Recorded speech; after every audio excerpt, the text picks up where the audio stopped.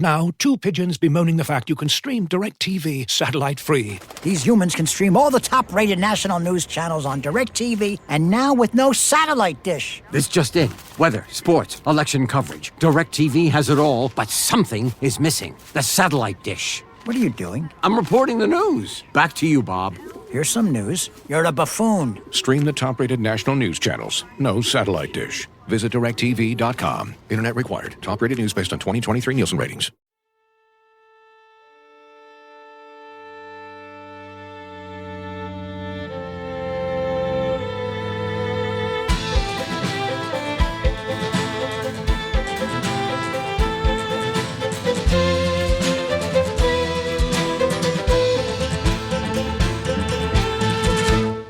Hello, my friends, and welcome to an epilogue edition of History That Doesn't Suck.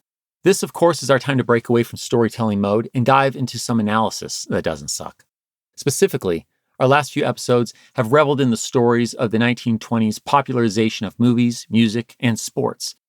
So, to help us better understand that lasting cultural impact, I've invited Dr. Sarah Churchwell, who is Chair of Public Understanding of the Humanities and Professor in American Literature at the University of London, to join me on the podcast. That's right, she's currently based in London, England, but she's an American who grew up just outside of Chicago. She has written extensively about 1920s American culture, including her acclaimed book, Careless People, Murder, Mayhem, and the Invention of the Great Gatsby.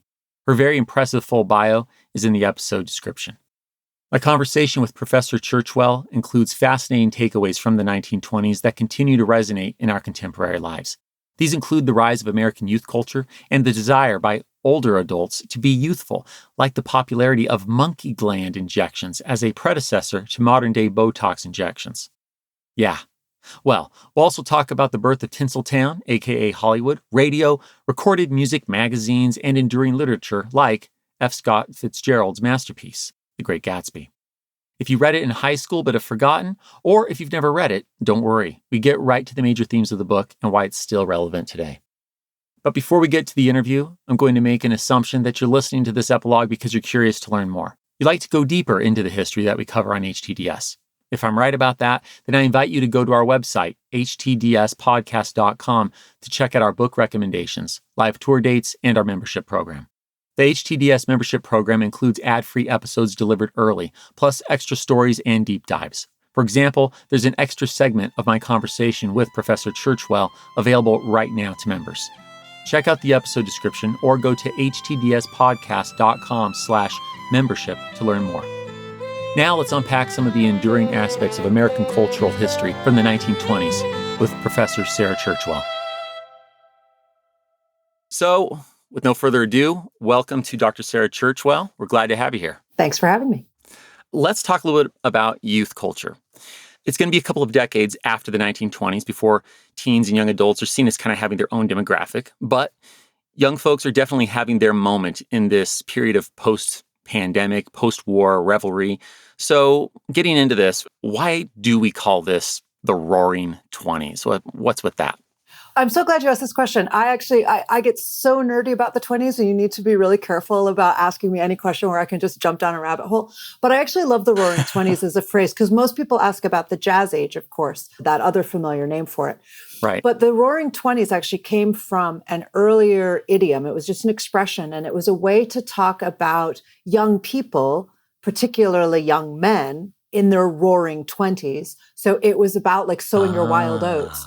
It was, they're enjoying their roaring 20s. And then there was a feeling that this decade, which was, as you've already alluded to in your question, which was very quickly becoming associated with young people, that the decade was enjoying its roaring 20s. And so there was this nice consonance where it was the 20s, and it was like, everybody's in their roaring 20s right now. Right. Well, would you like to connect that at all with the Jazz Age? Do you want to go down that rabbit hole? You're sure, welcome if you to. like. Yeah, absolutely. So, it's worth saying then that the Roaring 20s as a way to describe the decade didn't really take off till around the middle of the decade. So that's when you start to see it in popular conversations, popular magazine culture and stuff, Sure. and it starts to get used. Jazz Age is earlier, of course.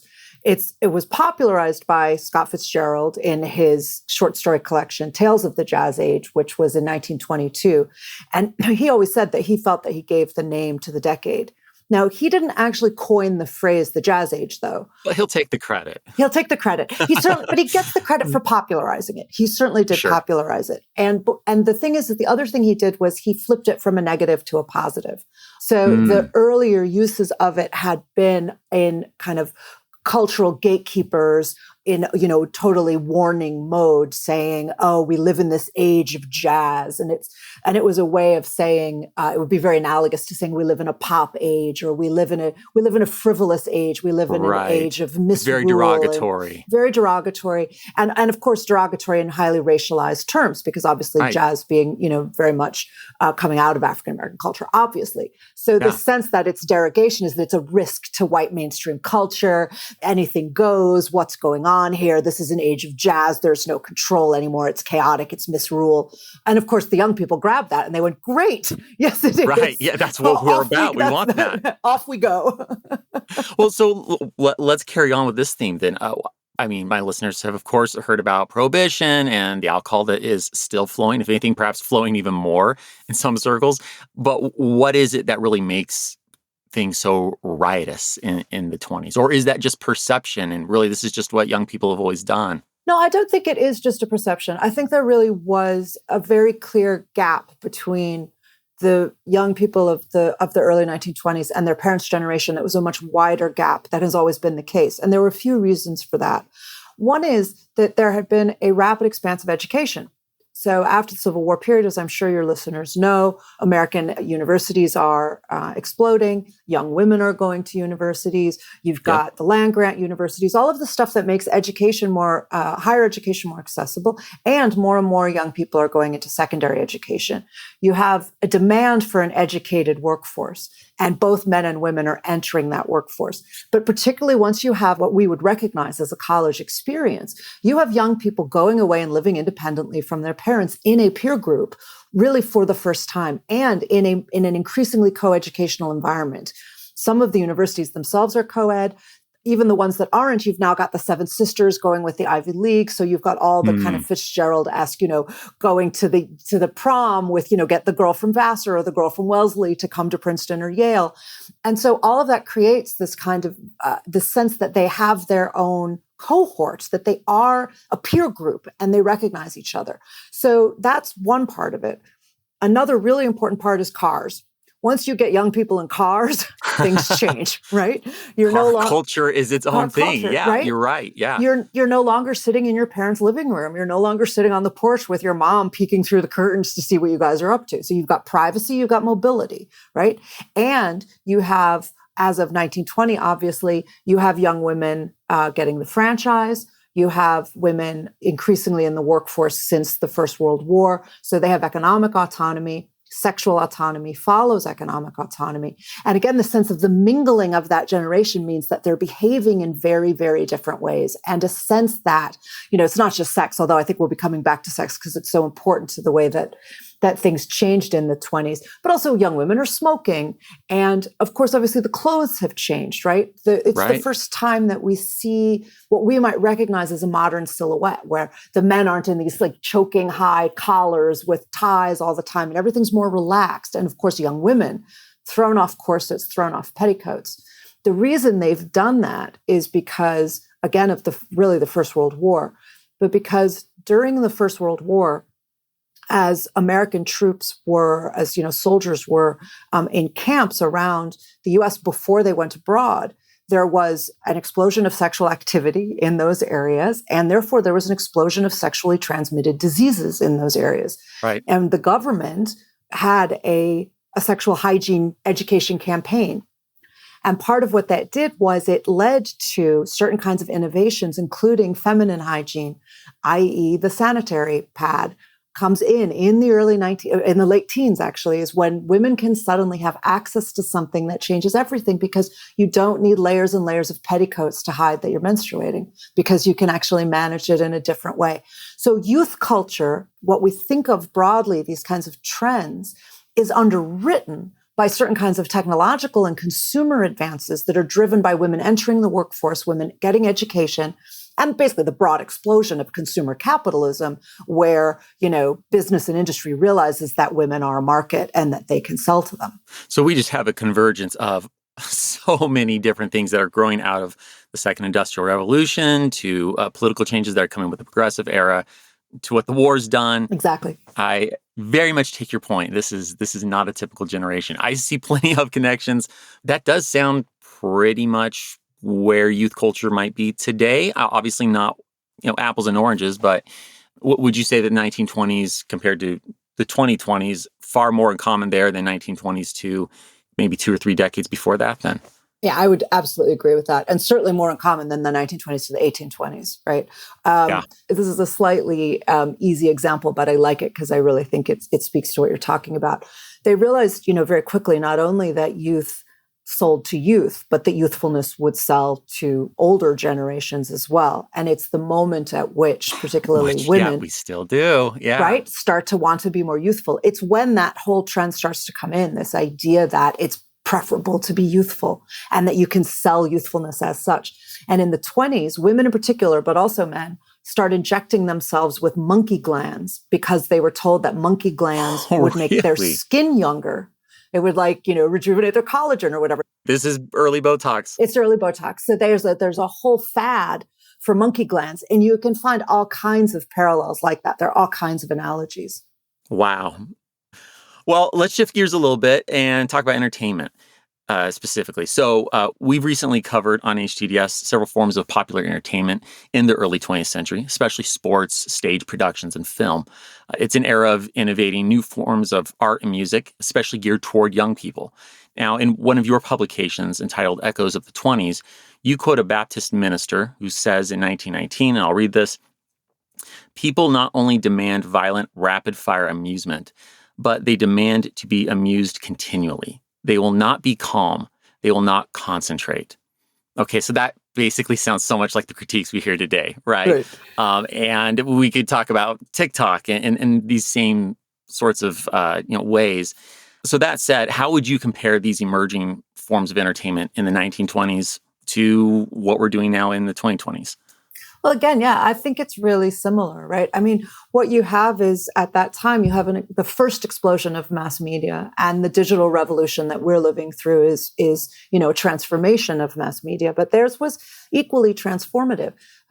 Radio is a huge innovation, right? It changes everything. It creates simultaneity where you didn't have simultaneity.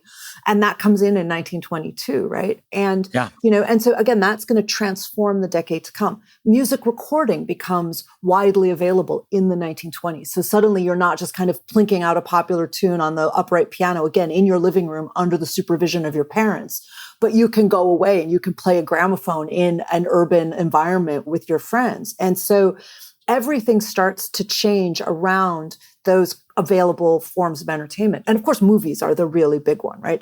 I mentioned a moment ago that cars transform behavior because of their privacy. Well, so does the darkness of movie theaters. Right? So, sure. And it was affordable. This is really important. So today, the same way that, even young people who don't have a lot of disposable income, literally everybody has a phone. They have TikTok. They have, they can connect with each other, and they can connect with forms of entertainment on their phones. Movies were similarly democratized in that they were much more affordable than the theater, and they rapidly replaced theater. So, vaudeville, starts to tank as movies come up. And so there's this sense, again, that there's a place for young people to gather, and that American industry is rapidly working out that entertainment is a business. And of course, they knew that with vaudeville, which I've already mentioned. Sure. It's not as if that's a new idea, but they suddenly see that with new technologies, and you say with the Second Industrial Revolution, that you can see the ways in which all of these technologies can spawn new kinds, new things to sell. So sports were popular, but sports start to professionalize when you have a mass media, when you have advertisement, and when you can use newspapers and magazines, and you've got photography, which becomes affordable and can be in the magazine. So you can see the handsome new football player or whatever it is, right? And he can become a kind of matinee idol. And all of that's in the newspapers as well. You start to see the photos of the rich and famous, and celebrity culture as we know it emerges very, very quickly at this time and drives a lot of new forms of entertainment. We touched on that in our silent cinema / early Hollywood episode, the emergence of Hollywood stars. Yeah. It's happening.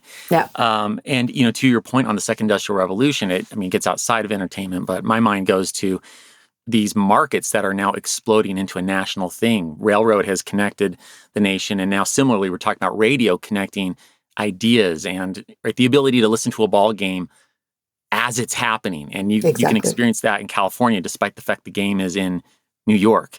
Yeah, and it's transformative, right? And it creates a sense of of imaginary connection. So again, that strengthens it's building a culture. Yeah, that strengthens the sense that there's a new culture happening, and that you have an investment in that culture, and that you identify with that culture. Now, you touched on publication. You touched on magazines a little bit. Could you elaborate a little bit more? Well, absolutely. And it's what you just said about trains, right? So as soon as you've got railroads around the country, you can distribute news, periodical culture much, much faster. Again, you're moving towards simultaneity. So what you have is newspapers and magazines that begin to have national distribution networks in a different way. Even if they're supposed to be local papers, they can have national distribution networks. And that, again, was a kind of post-Civil War innovation that had developed in the second half of the 19th century. So a lot of the big urban newspapers, for example, had like foreign correspondents in different American cities, right? The way that they would send somebody to Europe, they would send somebody to a regional city so that they were covering the news there. And they start to see that their readership is expanding, and that it's not just selling New York stories to New Yorkers, but that people in Wisconsin want to read about what's happening in New York too. And so you start to sell, again, celebrity culture coalesces around this. And the idea that the gossip magazine starts to become a huge thing at this point in the late 19th century and into the turn of the 20th century, that people are interested in what the rich and famous are up to, and they want salacious gossip. And, this is for people who remember Gatsby well, you might remember that Myrtle Wilson is a subscriber to a magazine called Town Tattle, which is based on a real magazine called Town Topics, which was a national gossip sheet. And it claimed to be a New York gossip sheet, but it was read all over the country. It was the National Enquirer of its day, and everybody wanted to know, the dirty little secrets. So, and then you've got mainstream publications like Saturday Evening Post, which of course throughout the 1920s is far and away the best-selling, most read, highest subscription magazine, a weekly periodical. But everybody's, and it's like the latest television show. Everybody is reading the latest story, talking about it. It's how somebody like Fitzgerald became so famous so quickly, is because he starts publishing in the Saturday Evening Post, and people start to recognize his name. And again, it's a magazine that is shared cross-generationally. So you have, yes, older people are reading it, but kids can read it, and young people are still going to read it because, okay, their parents read it, and young people are going to associate themselves more with maybe the journals of H.L. Mencken, the Smart Set, because they want to be in the know and they want to differentiate themselves from their parents and be more avant-garde. But the fact that the Saturday Evening Post is on every coffee table in every house in America. And so there's it's this shared culture. It's just in front totally of you. Accessible. And it's a shared culture. I would say that one of the bigger differences today, of course, is the way that digital media is driving atomization again. So we don't have that sense, I think, in the same way of a coherent, coalescing mass culture where everybody is seeing the same movies, everybody is seeing the same, or reading the same stories, reading the same magazines. As we all know, that the ways in which new technologies are driving a much more segmented marketplace is, I think, one of the cultural shifts that we're seeing, whereas they saw the coalescence of a marketplace. You just very well pointed out that really we've kind of gone the opposite direction with it. Yeah, I think to a certain extent we have. I mean, sure, there's still shared, shows that everybody wants to watch and all of that stuff. So it's not like we don't have a shared cultural conversation. But increasingly, people watch what they watch and read what they read. And we're back down into kind of individualization and away from a collective, generational, shared culture. As a historian, I hate when people ask me to predict the future, to prognosticate. So please feel free to just take a hard pass. But do you see that shifting again in any sort of way? Or do you think that further fragmentation is going to kind of be where we're headed for the time? I certainly think for the time being, it's hard to see any trends that are going to suddenly reverse that. But yeah, I'm not going to take a hard pass, but I'm going to take a soft pass and say, okay. I can't really see what that would look like right now. So I think for the foreseeable future, I think we're going to see the same trends, I would have thought, yeah.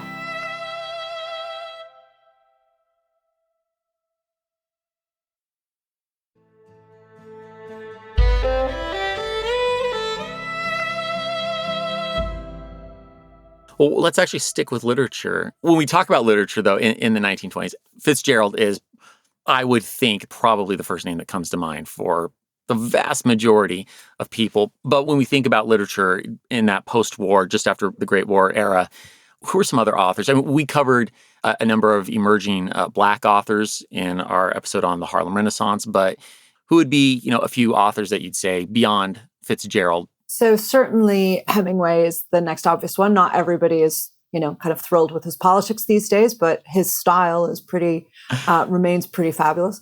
Right. And Faulkner starts publishing in the late 20s. So some of our, really great classic writers, but it's also worth thinking about playwrights as well. So Eugene O'Neill is being produced in the 20s. But it's, I'm interested in the writers that they were interested in. Some of whom, don't hold up as well, but I find it really interesting to see the kind of predictions that they got wrong, right? Right. So, they absolutely thought that Sinclair Lewis won the Nobel Prize, but he's not very well read anymore. He's still out there, but, he's certainly not canonical the way that Fitzgerald, Hemingway, and Faulkner are. And Upton Sinclair also, people always confuse Upton Sinclair and Sinclair Lewis, understandably, but they're both writing at the same time and, doing important work. Gertrude Stein, I don't know if when you were talking about your Harlem Renaissance writers, if you're talking about Nella Larson as well as Zora Neale Hurston. Of course, Hurston doesn't publish till the 30s, but Nella Larson is publishing in the 1920s. And there was just that, in the late 20s, there was just that very good adaptation of her novel Passing. But also poetry, right? It's T.S. Eliot, it's Ezra Pound, it's William Carlos Williams, it's E. Cummings, it's Marianne Moore, Edna St. Vincent Millay, Wallace Stevens, Robert Frost, Dorothy Parker, Langston Hughes, Willa Cather. Jean Toomer, Thomas Wolfe starts publishing at that point. Honestly, some of the most admired and most read American writers of all time come in this period. Absolutely. Can I ask why? What is it, do you think, about the 1920s that just makes for this, boom of literary output? Yeah. What was in the water? But I think there were, a bit like we were saying about the generational shifts, there's a kind of perfect storm here of a lot of causal factors that converge.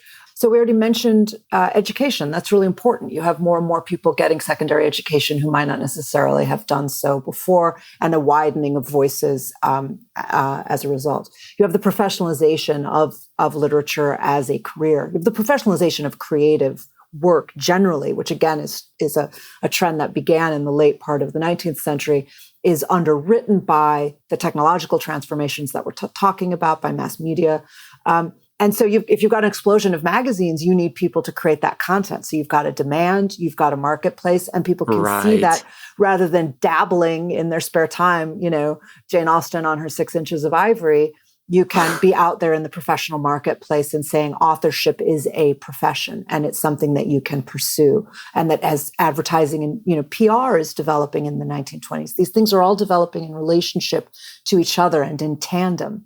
So there are structural and commercial reasons why there's this explosion, but that doesn't really explain the explosion of talent. That would explain an explosion of, voices. Accessibility. Of people, but not necessarily that it would be this. And there were earlier moments in the late 19th century, as I said, where we're not seeing that kind of, you don't go back to, I couldn't reel off a list of names like that in the 1870s or the 1880s. I kind of wish my listeners could see how I was grinning from ear to ear, like the goofballs you were going. That was so impressive. I loved listening to that. And you can't do that in the 1870s. You can name, Emily Dickinson and Walt Whitman, and then you're kind of scratching your head a little bit. Yeah. And then you kind of go, Howells? Oh no, Mark Twain is publishing. Okay, we've got Twain. Yeah, he's in there. But that's kind of what you end up doing, right? And you're kind of really digging for it. So there had to be other factors to, you can't account for it, right? Sometimes what accounts for the Renaissance, right? You can't account for the explosion of culture and art in Florence totally through structural factors in the 15th century any more than you can in America in the 1920s. A lot of things come together, but you can start to at least try to describe them. So there is absolutely the influence of African-American culture, and the Harlem Renaissance is a really important part of it. This sense that they were driving something that mainstream white America was also trying to do, which was to find an authentic American art form and an authentic American culture that was not just copying Europe. And of course, this is the great call that Emerson had made, again, hearkening back to the 19th century in the American Scholar, saying that America needs to stop copying, imitating Europe, and we need to start producing our own authentic. I'm putting that very much in scare quotes for listeners. Sure. But in 1922, D.H. Lawrence writes in Studies in Classic American Literature that American literature is still a false dawn. That as of 1922, as far as he's concerned, it hasn't happened yet. There have been, kind of inklings, but it hasn't broken out.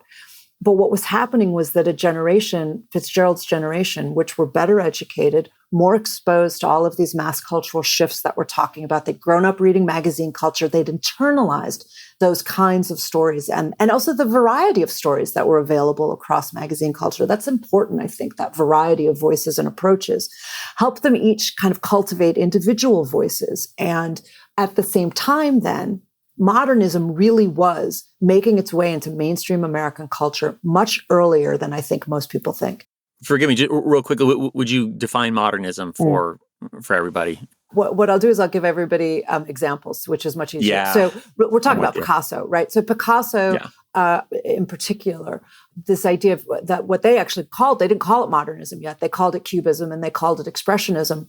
The sense that but these new modern art forms were taking place. And what they were doing was moving away from realism and verisimilitude and moving more toward extending what had already become popularized in the 1890s, which is art for art's sake. So the degree to which you become interested in art as an art form rather than as an attempt to only tell a realistic story, or in modernism, not uniquely, but to a great extent, you have painting and music and art and advertising and consumer culture and literature all in conversation with each other. And you have the first kind of explosion of, what, for lack of a more elegant phrase, we could think of as kind of grab bag culture, where everybody is kind of putting everything into the mix and seeing what they create. Again, because of the magazines, they can start to reproduce these paintings. Even if you're in a provincial town, as Fitzgerald was in St. Paul, you can see Picasso's art in magazines. You can take inspiration from these pictures, and you can start to understand what it is that Picasso is doing in redrawing the human face and how that might apply to literature. Gertrude Stein, of course, is the first great innovator in literature, in American literature, to try to take the techniques of the modern painters and apply them to literary art. But she does it very self-consciously. But I think that writers like Fitzgerald and Hemingway were less self-consciously, but nonetheless influenced by all of these kinds of modern trends. So as Fitzgerald's generation comes of age, these are the influences that they're absorbing. So when they want to become writers, it all hits, and it's all new. Hits. Yeah. Right. And you can't just recreate in any given generation that sort of explosion of new thoughts and ideas. Do you think that the fragmentation that we touched on earlier, that we have in the 2020s, or the early 21st century, to be a little bit broader, does that fragmentation make it more difficult for a 21st century writer to be able to get the inertia that a 1920s writer had and basically become canonized for the next generation? I think that we're seeing commercial influences on literature right now that are, ironically, although there's that fragmentation that we're talking about, is actually creating an extremely homogeneous. I've lived in Britain too long, and I don't know whether we say homogeneous, don't we, in America? We say homogeneous back here in the States. Yeah. Okay, I'm going to talk like an American again. So let me do that again. There you go. I'll go back. I want to stick to my American It's a roots. bathroom. It's not the loo. Jesus. Ugh, it's not a so lift. frustrating. It's an elevator. I said to my sister, getting in the car, and I said, "Oh, there's something on the windscreen." And she said, "On the what?" And I said, "On the windscreen." And she said, "On the what?" And I said, "What do you say?" And she said, "What do I say?" And then I was like, "Okay, this has all just broken down. I've got no idea what's going on." So let's do this again. You got it. So ironically, even though we're talking about this fragmentation, I think that commercial pressures on writers right now in the early 21st century are, ironically enough, creating a more homogenous culture than there was a century ago, which might sound like it contradicts what I was saying earlier, but I think it's pretty straightforward, which is that writers are, unsurprisingly, writing for screen adaptations. And, people have started talking about novels as pre-adapted, right? So they are producing the novels that are ready, they're screenplay ready. So what we're seeing is, a whole cohort of novels over the last 5-10 years that are, it's first person narration, it's conversational, it's quippy, it's wry, it's self-aware, it's got cinematic pacing, it's about social encounters, it's about relationships, it's all of this stuff, which makes it very, very adaptable to screenplays, but it also makes it homogenous. When you think about the fact that in 1929, Scott Fitzgerald, Faulkner, and Hemingway were all publishing in that year, and how different their voices are, even though they were all reading each other. You start to see the difference between how they were able to maintain an individuality that I think market forces are. It's not, and this is in no way a pejorative against, I'm not in any way saying that these writers today are any less talented or any less individual in their heads. No, but this is the situation. This is the market. Yeah. The market is driving I believe, a homogenized product. And I use that word advisedly because I think we are increasingly seeing products. There are a few exceptions, but I think that individuality of voice seems to me to be getting further and further away. And of course, creative writing workshops have a lot to do with that as well. And I support people learning how to do creative writing. I'm not against creative writing workshops. But once something is workshopped with all of these people, people all have, it's a focus group. You're teaching a process. It's a recipe. It's literature by focus group rather than by, and I don't want to romanticize the struggling artist either, but, Fitzgerald famously said in letters as he was writing, he said he wouldn't read Hemingway when he was working on his own stuff because Hemingway was so infectious and he didn't want to be influenced by Hemingway except when he was reading him in his spare time. And he always read Hemingway. He knew exactly what Hemingway was doing. But Fitzgerald didn't read Hemingway while he was composing, because he didn't want to muddy his voice with somebody else's. And now I think we see a much more openness to the influence of other voices.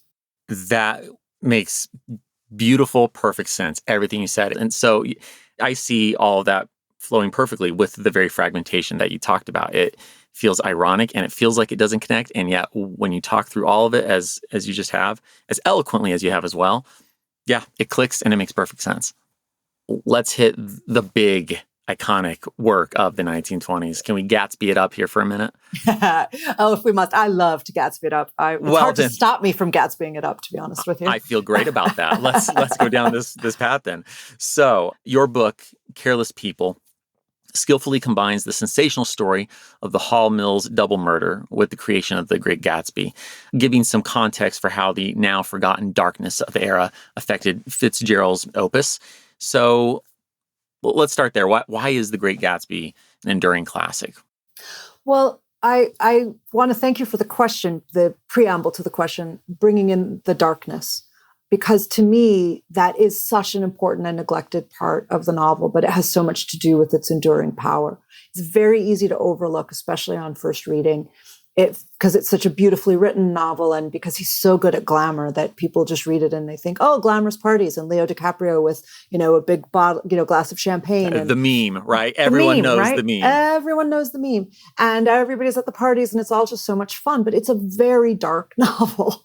And part of what makes it so great is the way that the darkness in it gives gravitas to what otherwise would be superficial party scenes. And that, to my mind, is why so often the film adaptations basically fail, because they don't want to get at the darkness. And so they just want to enjoy the superficial glamour. But then it is just silly people at cocktail parties. I mean, that's all you got.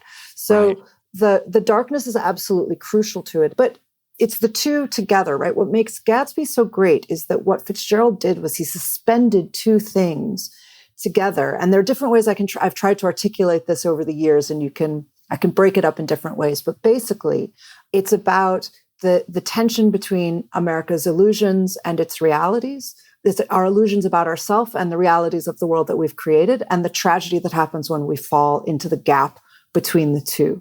It's about what Lionel Trilling called the tension between raw power and envisioned romance, right? Those idealistic illusions that are envisioned romance, this kind of willful romance that we have with our own utopian ideals, and then the raw power of how America actually works on the ground. And that tension is the subject of the novel, it is the setting of the novel, but it also gives Fitzgerald it gives him his style, because his style is also captures and not fluctuates between, because that would sound like it's not in control, but he pulls together power and romance, illusions and reality in the jazz surrealism of his style. So the language, if you actually look really closely at the language of Gatsby, it feels like realism when you're reading it, but it's often surrealistic. And what he's doing is pushing us to the very edge of reality and into illusions, so that our experience of reading the book is supernatural. It is surrealistic, even though we are usually not aware of it. We are living in a heightened existence when we're inside that book. It is a world in which the laws of physics don't apply. Champagne floats through gardens without any help. Nick says when they're in New York, he says he wouldn't have been surprised. It was so pastoral that he wouldn't have been surprised to see a flock of sheep on Fifth Avenue. You know, if you know the Lerman, as we were saying, the DiCaprio Gatsby, if you know that one, you might remember there's a scene in Broadway where we've got loads of neon lights and a ton of yellow taxis. There are no yellow taxis in The Great Gatsby. There are lavender taxis in The Great Gatsby. Now, in fact, there were lavender taxis in New York in the 20s, but there is nothing so trite as a yellow taxi. He's using synesthesia throughout, right? He's blending sensory impressions. So he gives odor to color, and he gives color to texture, and he's constantly mixing up our senses, so that we have this heightened sensory impression that anything is possible, which is what the novel's about. Yeah. And the tragedy is that we can't make any of those possibilities real. And so we fall back into reality. And that's the constant emotional tension of the novel. And that's the tragedy of Gatsby's story.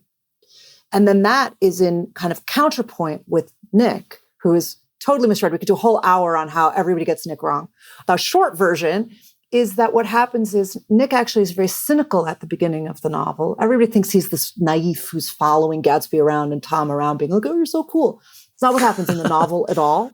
And he's actually a cynic. And what happens over the course of the story is that he recaptures his faith in the need for idealism. He doesn't become idealistic again, because once you're a cynic, you can't become idealistic again. By definition, it's a fall, right, from innocence into experience. Right. But what Nick finds is that idealism is necessary. And that's what Gatsby represents to him, is that we have to reclaim our idealism. So if you ask me the question of why does Gatsby endure, Gatsby captures that constant need to reinvent our own idealism, to try to keep striving, to try to keep pushing forward. Sarah, it's always a pleasure talking to someone who truly loves their work, and you can just see it on their face and hear it in their voice, and that is 100% you. Oh, thank you, Greg. This has really been fun. Okay, my friends, that wraps up this epilogue. If you'd like more, head over to htdspodcast.com/membership and become a premium member to hear an extra segment from my conversation with Professor Churchwell. In this bonus segment, we talk more about the optimism inherent in our American culture via the American dream. We dive into the origin of the idea of the American dream and its meaning in and beyond The Great Gatsby. We also talk about what it's like to be an American humanities professor, living, writing, and teaching outside the U.S. Want to know what the British are asking about their upstart former 13 colonies? Become an HTDS Premium member to find out. HTDS Premium members also get every HTDS episode ad-free and early. More stories and other member benefits. Just go to htdspodcast.com/membership or click the link in the episode notes to start a 7-day free trial.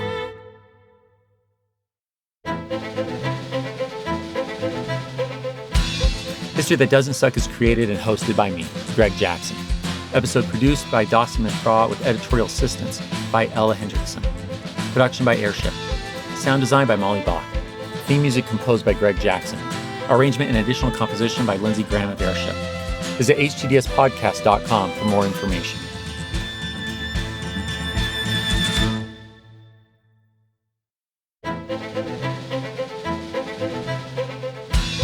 The work of HTDS is supported by our premium fans at htdspodcast.com/membership.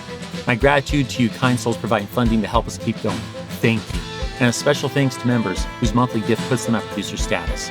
Andy Thompson, Anthony Pizzulo, Art Lane, Brian Goodson, Bronwyn Cohen, Carissa Sedlak, Owen Sedlak, Carrie Begole, Charles Clendenny, Charlie Maggs, Claude Tripp, Christopher Merchant, Christopher Pullman, Dan G., David DeFazio, David Rifkin, Durante Spencer, Don Moore, Donald Moore, Donna Jeffcoat, Elizabeth Chris Jansen, Ellen Stewart, Ernie Lowmaster, George J. Sherwood, Griffith Griffin, Henry Brunges, Jake Gilbreth, James Bledsoe, Janie McCreary, Jeff Marks, Jeffrey Moots, Jennifer Ruth, Jeremy Wells, Jessica Poppett, Joe Dobus, John Boovy, John Garcia, John Frugal Dougal, John Keller, John Oliveros, John Schaefer, Jonathan Sheff, Jordan Corbett, Joshua C. Steiner, Justin M. Spriggs, Justin May, Karen Bartholomew, Kasai Koneko, Kim R., Kristen Pratt, Kyle Decker, Lawrence Neubauer, Linda Cunningham, Mark Ellis, Matt Siegel, Matthew Mitchell, Matthew Simmons, Melanie Jan, Nate Seconder, Nick Caffaro, Noah Hoff, Paul Goringer, Randy Guffey, Reese Humphreys Wadsworth, Rick Brown, Robert Drazovich, Sarah Trawick, Sharon Thiessen, Sean Baines, Steve Williams, The Creepy Girl, and Zach Jackson. Join me in 2 weeks, where I'd like to tell you a story. HTDS is supported by premium membership fans. You can join by clicking the link in the episode description. My gratitude to you kind souls providing additional funding to help us keep going. And a special thanks to our members whose monthly gift puts them at producer status. Andy Thompson, Anthony Pizzulo, Art Lane, Beth Chris Jansen, Bob Drazovich, Brian Goodson, Bronwyn Cohen, Carrie Beggle, Charles and Shirley Clendenin, Charlie Magis, Chloe Tripp, Christopher Merchant, Christopher Pullman, David DeFazio, David Rifkin, Denke, Durante Spencer, Donald Moore, Donna Marie Jeffcoat, Ellen Stewart, Ernie Lowe, George Sherwood, Gerwith Griffin, Henry Brunges, Jake Gilbreth, James G. Bledsoe, Janie McCreary, Jeff Marks, Jennifer Moots, Jennifer Magnolia, Jeremy Wells, Jessica Popick, Joe Dobus, John Frugal Dougal, John Boovy, John Keller, John Oliveros, John Ridlevich, John Schaefer, John Sheff, Jordan Corbett, Joshua Steiner, Justin M. Spriggs, Justin May, Kristen Pratt, Karen Bartholomew, Cassie Koneko, Kim R., Kyle Decker, Lawrence Neubauer, Linda Cunningham, Mark Ellis, Matthew Mitchell, Matthew Simmons, Melanie Jan, Nate Seconder, Nick Caffrell, Noah Hoff, Owen Sedlak, Paul Goringer, Randy Guffrey, Reese Humphreys Wadsworth, Rick Brown, Sarah Trawick, Samuel Lagasa, Sharon Thiessen, Sean Baines, Steve Williams, The Creepy Girl, Tisha Black, and Zach Jackson. What did it take to survive an ancient siege? Why was the cult of Dionysus behind so many slave revolts in ancient Rome? What's the tragic history and mythology behind Japan's most haunted ancient forest? We're Jen. And Jenny. From Ancient History Fangirl. Join us to explore ancient history and mythology from a fun, sometimes tipsy perspective. Find us at ancienthistoryfangirl.com or wherever you get your podcasts.